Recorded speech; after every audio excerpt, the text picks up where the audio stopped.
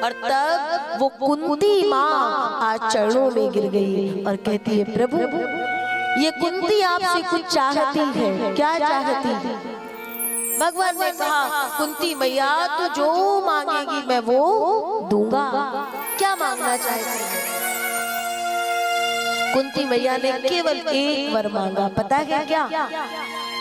अच्छा एक बात बताइए जरा, आप भगवान की कथा सुन रहे हो, कथा सुनते सुनते कभी ऐसा हो जाए भगवान किसी रूप में, किसी संत के रूप में आपके आगे आ जाए और कुछ मांगने को कहे, तो आप क्या मांगेंगे?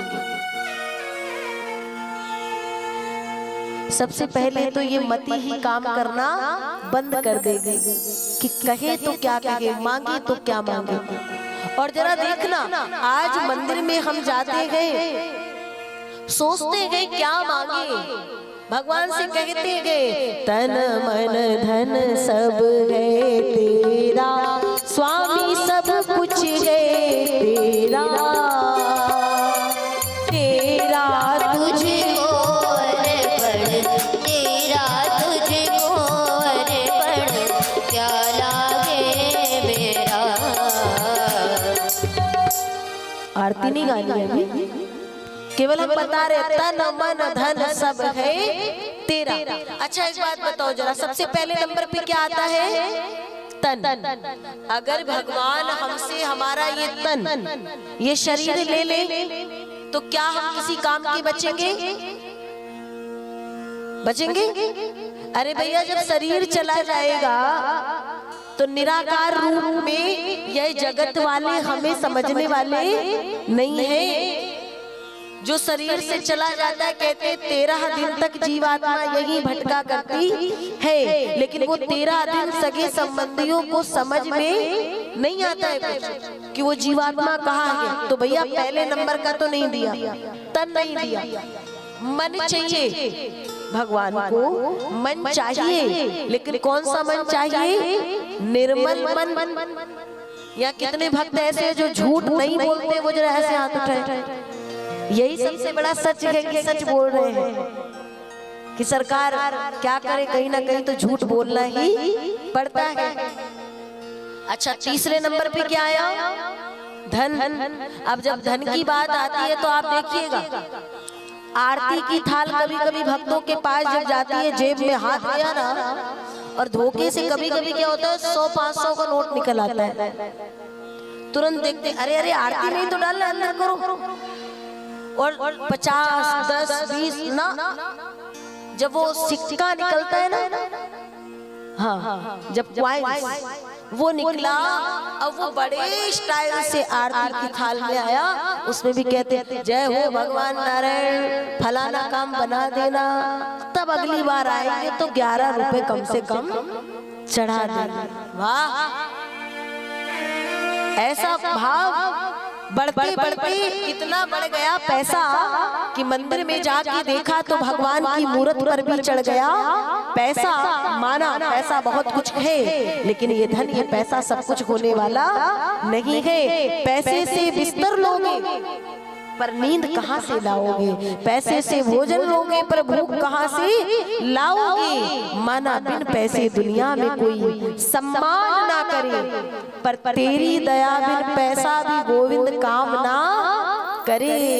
पैसा होना अलग बात है, लेकिन आप देखिएगा अगर जो धर्म पे नहीं चलता है उसका धन कभी भी धर्म कार्य में जल्दी लगता नहीं है, इधर उधर ही जाएगा। लेकिन भगवान की बारी जब आएगी तो ऐसा कुछ हो जाएगा कि उसका धन वो धर्म में लग ही नहीं पाएगा। आपका धन यदि धर्म में लग रहा है तो ये भी उसकी बहुत बड़ी कृपा है सरकार, याद रखना। और तब कुंती ने कहा मुझे कुछ नहीं चाहिए, मेरे जीवन में दुखों का समुद्र आ जाए ऐसा वर। ये कुंती वो स्त्री है जिसका पूरा का पूरा जीवन दुखों से भरा हुआ है, लेकिन उसके बाद भी कुंती दुख मांग रही है सरकार। कारण क्या है पता है? भगवान कृष्ण सुनते ही नेत्रों में अश्रुपात हो गए। ये कुछ भाव भागवत जी की पहले दूसरे दिन की कथा बड़े भाव की है, बड़े भाव से सुनिएगा। भगवान की आंखों में आंसू आ गए, भक्त रोए तो मुझे लगता है कोई बहुत बड़ी बात नहीं है, क्योंकि हमारे रोने में कहीं ना कहीं कोई स्वार्थ छिपा होता है। ऐसी भक्ति हो कि भगवान रोकर के भक्त के पास आ जाए, उस भक्त की भक्ति सार्थक हो जाती है। और आज भगवान रो दिए और कहते हैं कुंती मैया तेरा जीवन पूरा का पूरा दुखों से भरा है, उसके बाद अब सुख की बारी है, और ऐसे समय पे मैं तेरे सामने हूँ और तू मुझसे दुख मांगती है। कुंती ने कहा सुख के माथे सिल परे, ये जो मेरा हरि हृदय ते जाए, बलिहारी